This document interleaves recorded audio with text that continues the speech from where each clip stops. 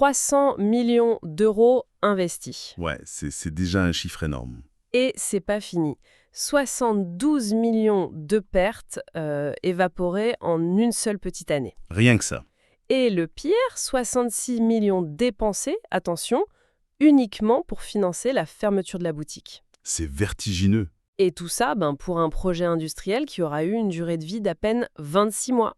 C'est clair que derrière ce bilan comptable accablant, il y a en fait l'histoire de toute une industrie. Absolument. C'est l'histoire de la télévision française traditionnelle, tu sais, ces mastodontes historiques qui ont soudainement pris peur face à un changement de paradigme imposé par la Silicon Valley. Ouais. Ils ont tenté de combattre l'avenir, donc le streaming, mais en utilisant exclusivement les armes et les méthodes du passé. Grand désastre technologique français contemporain. Le fameux naufrage. Exactement. Et pour ceux qui nous écoutent, nos notes du jour reposent sur une vaste rétrospective post-mortem publiée en mai 2026 par Block News. Une enquête très fouillée d'ailleurs. Très. Ils croisent des données vertigineuses de Variety, des Échos et d'Ampere Analysis. En fait, il s'agit de comprendre les rouages de l'effondrement de la plateforme Salto. Ce que la presse avait imprudemment baptisé le Netflix à la française, quoi. C'est ça. Et la première chose qui saute aux yeux, c'est l'ironie douloureuse de ce nom. Ah oui, Salto. Salto. Comme le saut périlleux, tu vois. Une figure acrobatique super exigeante qui s'est terminée par un écrasement total au sol. Un vrai plat sur le dos. Le point de départ de ce saut périlleux, il nous ramène en 2018. L'écosystème télévisuel français subit alors un électrochoc majeur. Ouais, l'arrivée des géants. Voilà. Netflix n'est plus seulement une curiosité américaine, c'est devenu le leader incontesté sur le territoire français. Ils ont une trajectoire qui les mène tout droit vers les 13 millions d'abonnés à ce moment-là. C'est énorme pour la France. Et les chaînes historiques réalisent que le temps de cerveau disponible, qui est la véritable monnaie de leur industrie, est en train d'être massivement siphonné. Et la réaction semble, sur le papier en tout cas, assez logique. Face à ce rouleau compresseur, les trois acteurs majeurs, donc TF1, M6 et le service public, France Télévisions. Les trois géants. Ouais, ils décident de mettre leur rivalité historique de côté pour s'unir. Ils créent ce projet symbolisé par un logo en forme de cube doré. L'ambition affichée, c'est agréger le meilleur de la création française sur un seul et même point d'accès. L'idée était belle. Mais c'est là que les rouages de cette alliance vont immédiatement se gripper. Le lancement, qui était initialement promis pour 2019, est repoussé. Ouais, largement repoussé. Il n'arrivera finalement qu'en octobre 2020. On parle de 2 ans et demi de délibération administrative, de validation croisée, bref, de bureaucratie. En fait, le temps industriel de la télévision linéaire a percuté le temps réel de la technologie. Pendant ces 30 mois de réunions stratégiques à Paris, la carte mondiale de l'attention a été redessinée. Ah oui, totalement. Disney+ a organisé et lancé son offensive planétaire avec une force de frappe colossale. Amazon Prime Video a consolidé sa présence dans les foyers français. Ils ont lié la vidéo à la livraison e-commerce ? Exactement. Donc, lorsque Salto débarque finalement fin 2020, le paysage n'est plus celui de 2018. Le marché s'est structuré sans eux. Mais attends, il y a un point qui mérite d'être challengé ici. Parce que dans le milieu de la tech, on a cette théorie très répandue qui affirme qu'il est souvent préférable d'arriver en retard avec un produit parfaitement abouti. Plutôt que de se précipiter, oui. Voilà, plutôt que sortir une plateforme instable. Si on regarde la stratégie d'Apple, ils inventent rarement la première itération d'une technologie, mais ils arrivent plus tard pour la perfectionner. C'est vrai. Le French Tech Journal précise dans nos sources que Salto a été lancé plus de 6 ans après que Netflix a commencé à bouleverser les habitudes en France. Est-ce que c'était vraiment juste une question de timing ? Ce simple facteur du calendrier condamnait-il obligatoirement le projet ? Ce qui est fascinant ici, c'est la différence fondamentale de modèle économique entre la vente de matériel informatique, comme pour Apple, et la distribution de contenu par abonnement. Ça n'a rien à voir. Ok, comment ça ? Le marché du streaming obéit à la logique de la fenêtre de tir. C'est ce qu'on appelle un marché blanc. Dans les smartphones, il y a un cycle de remplacement naturel. Tu peux acheter une nouvelle marque l'année suivante. Bien sûr. Mais dans le streaming, la première phase, c'est une phase de pure colonisation. Il s'agit de conquérir un public qui ne possède pas encore de budget spécifiquement alloué à la vidéo à la demande. Ah, je vois. En 2018, la fenêtre était encore entrouverte. Un foyer français pouvait potentiellement être convaincu d'ajouter un service local, pas très cher, à côté de son abonnement Netflix. Ouais, il y avait encore de la place dans le portefeuille. Exactement. Mais fin 2020, le budget loisir mensuel des ménages, qui n'est pas extensible à l'infini, on le sait, Surtout pas. ce budget était déjà psychologiquement verrouillé et réparti entre Netflix, Disney+ et Amazon. Salto est arrivé sur un territoire où les positions étaient fortifiées. Sans proposer de différenciation suffisante pour justifier l'annulation d'un concurrent. Voilà, exactement. Et même s'ils avaient réussi à convaincre les utilisateurs de sortir leur carte bancaire, ils se sont heurtés à un obstacle technique et culturel proprement ahurissant. C'est là que ça devient vraiment intéressant. Oh oui, le fameux mur. Les chiffres de croissance de la plateforme racontent l'histoire d'un arrêt brutal. En juin 2021, on compte environ 523 000 abonnés. Ce qui n'était déjà pas énorme. Non, surtout que l'objectif clamé dans les conseils d'administration, c'était d'atteindre rapidement les 2 millions. Or, à l'automne 2022, la machine s'arrête net. Le mur. Le plafond de verre est percuté à environ 850 000 abonnements et la cause principale identifiée par l'enquête, c'est une spécificité locale, le refus quasi unanime des fournisseurs d'accès Internet français de distribuer l'application. C'est vraiment un élément essentiel pour comprendre l'échec. Parce que ça repose sur une anomalie technologique très française. Ouais, les box. Voilà. À l'international, la transition vers le streaming s'est faite via l'achat de télévisions connectées, les Smart TV, ou des clés HDMI. Mais en France, la norme écrasante depuis le début des années 2000, c'est la box Internet. Le décodeur de l'opérateur. C'est ça. Orange, Free, SFR ou Bouygues ont inventé et imposé ce modèle tout en un. Ça gère Internet, le téléphone et la télévision. Conséquence, près de 80% de la consommation télé en France passe par ces boîtiers fermés. Et on touche là au cœur du mécanisme de l'échec. Imaginons la situation suivante. C'est comme la construction d'un restaurant luxueux. D'accord ? Avec un menu élaboré par des chefs étoilés, une décoration hors de prix, mais le jour de l'inauguration, les propriétaires des trottoirs environnants décident de poser de hautes palissades impossibles à franchir. Belle image. Les clients passent dans la rue, ils savent que le restaurant existe, ils peuvent même lire le menu sur l'écran de leur téléphone, mais il leur est matériellement impossible de franchir la porte pour s'asseoir à table. Et c'est exactement le sort de Salto. Ouais. Si l'application n'est pas intégrée nativement dans l'interface du décodeur de l'opérateur Internet, elle n'existe tout simplement pas pour le grand public. Parce que le contrôle de la distribution, c'est le nerf de la guerre. Et il faut analyser la rationalité derrière ce blocage. Parce que c'était pas un simple caprice des opérateurs. C'était stratégique. Totalement. C'était un vrai bras de fer industriel. Les opérateurs protégeaient leurs propres intérêts. Orange, par exemple, devait soutenir son propre bouquet de chaînes payantes, OCS. Bien sûr. SFR avait des accords massifs de distribution à rentabiliser avec le groupe Canal+. Et pire encore, il percevait Salto non pas comme un partenaire neutre, mais comme un outil d'indépendance de ces mêmes chaînes télé avec lesquelles ils étaient déjà en guerre ouverte. La guerre sur la rémunération des signaux classiques, c'est ça, hein ? Exactement. Les relations étaient extrêmement tendues.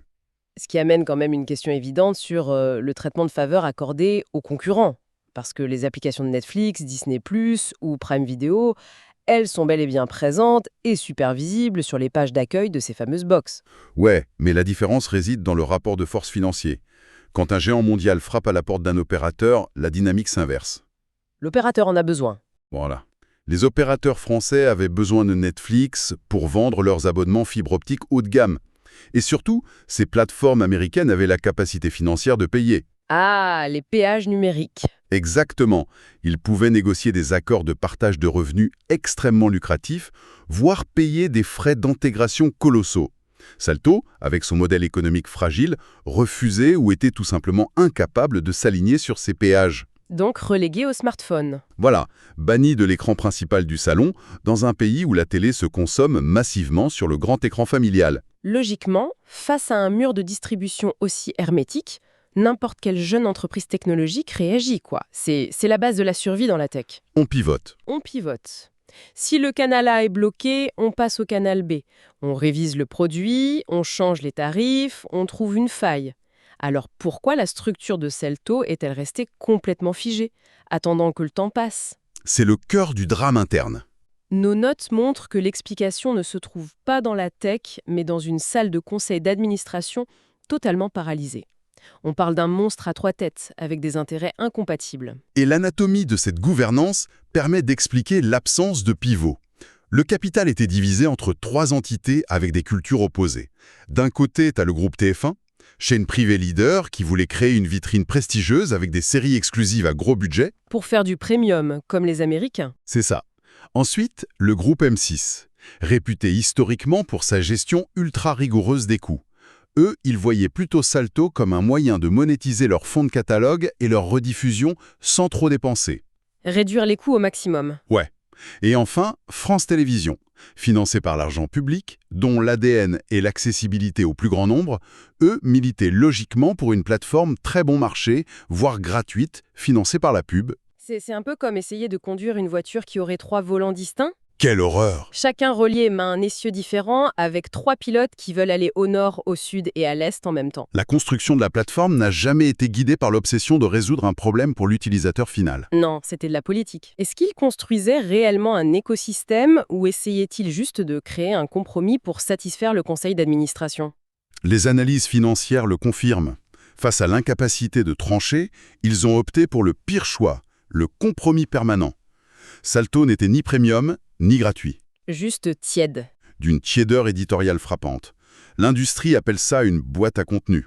Un simple répertoire vidéo en ligne, sans identité de marque forte, sans vrai algorithme de recommandation. Un mélange de feuilletons quotidiens, quelques séries, de vieilles émissions, rien qui justifie de payer tous les mois. Exactement. Et ce manque de vision commune a carrément explosé en plein vol à la rentrée 2021. L'industrie a retenu son souffle quand TF1 et M6 ont officiellement annoncé leur volonté de fusionner. Ah, la fameuse fusion. La presse anticipait que Salto deviendrait l'actif central de ce nouveau géant, ce qui aurait résolu le problème des 3 volants. Mais l'autorité de la concurrence française s'est saisie du dossier. Oui, les régulateurs ont examiné la part de marché colossale que ça aurait représenté sur la publicité télévisée. Craignant un monopole capable de dicter ses prix, l'antitrust a imposé des conditions si strictes que la fusion a été purement et simplement annulée. Et à partir de cet instant, le destin de Salto bascule dans la tragécomédie d'entreprise, quoi. Puisque la fusion est morte, plus personne ne veut assumer la charge de cette plateforme déficitaire. C'est le syndrome de la patate chaude, hein. Tout le monde s'enfuit. France Télévisions annonce immédiatement sa volonté de se désengager, TF1 propose brièvement de racheter, puis M6 tente de s'imposer, mais quand les directions financières analysent les projections de pertes, Oui. les 3 acteurs se précipitent vers la porte de sortie en même temps. Et le couperet tombe en février 2023, liquidation de la structure. Ce qui nous ramène impérativement aux mathématiques de l'effondrement. Parce que cette paralysie, elle a généré un coût opérationnel massif. Tu m'étonnes. Une plateforme de cette envergure, ça nécessite des investissements faramineux.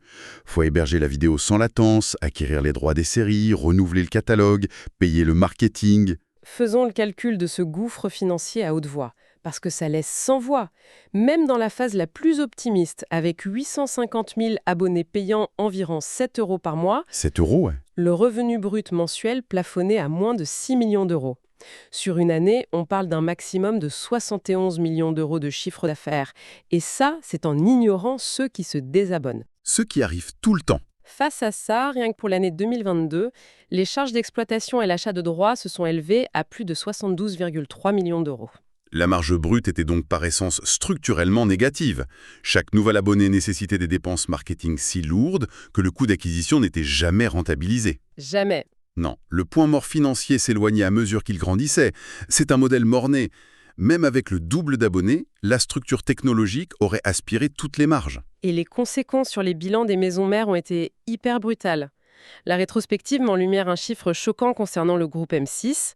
La quote-part des pertes de Salto a littéralement amputé le bénéfice net du groupe d'environ 41% sur 2022.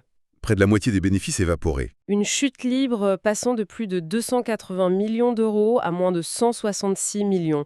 Et c'est directement imputable à Salto. C'est fou. Alors, qu'est-ce que tout cela signifie? Parce que la secousse a ébranlé tout le monde, mais c'est précisément là que se trouve l'ironie la plus mordante de l'histoire. Si l'on relie ça à la situation globale, il faut analyser ce qui se passe aujourd'hui, quelques années après la liquidation. Aujourd'hui, les anciens partenaires avancent seuls. TF1 a lancé TF1+, très axé sur la pub.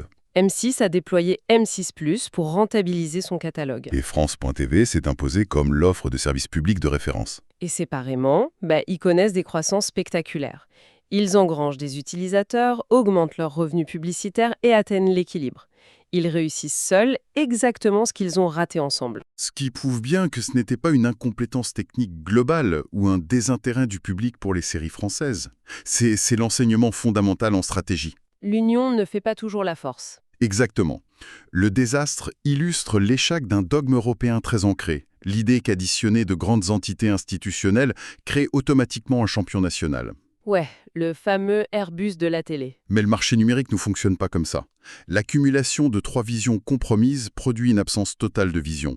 Une stratégie claire, même moins ambitieuse, mais exécutée sans devoir négocier chaque ligne de code avec un concurrent, ça trouve toujours son efficience. Le moment est venu de rassembler les pièces du puzzle pour clore cette analyse. Le verdict final de Block News est sans appel.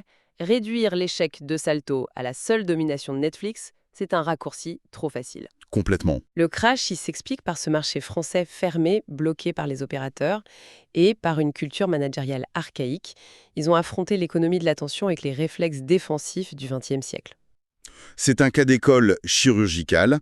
Quand on conçoit un service pour apaiser des tensions politiques en conseil d'administration, plutôt que pour aider l'utilisateur, l'échec est programmé dès le premier jour. C'est une synthèse implacable. Mais pour prolonger la réflexion, et là on va un peu plus loin que les faits établis, on peut se poser une question qui fâche. TF1+ et M6+ réussissent, certes, mais dans des frontières strictes. Ouais, le plafond de verre national. Ils ne disposeront jamais de la masse critique pour justifier les investissements technologiques massifs d'un Alphabet ou d'un Amazon.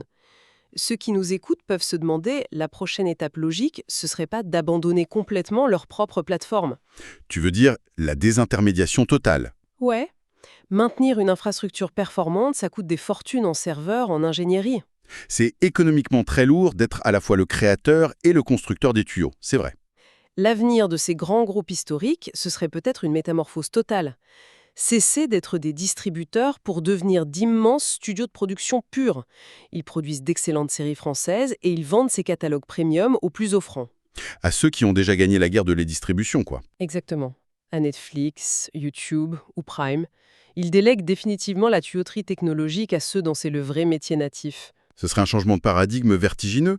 Ça remettrait en cause des décennies de politique de souveraineté culturelle. C'est clair. Renoncer au contrôle de la diffusion, c'est confier les clés de la visibilité nationale à des algorithmes californiens. Mais d'un point de vue de pure rationalité économique de survie, c'est très probablement la seule alternative viable face à des budgets limités. C'est une piste de réflexion majeure pour l'avenir. On invite vraiment ceux qui s'intéressent à l'économie numérique à scruter les prochaines alliances industrielles. Absolument. Souvent, la viabilité d'une innovation, ça se mesure à la capacité réelle des structures à renoncer à leurs anciens modèles. C'est la fin de notre exploration en profondeur des archives de ce naufrage industriel. À bientôt pour une nouvelle analyse de la mécanique complexe de l'information.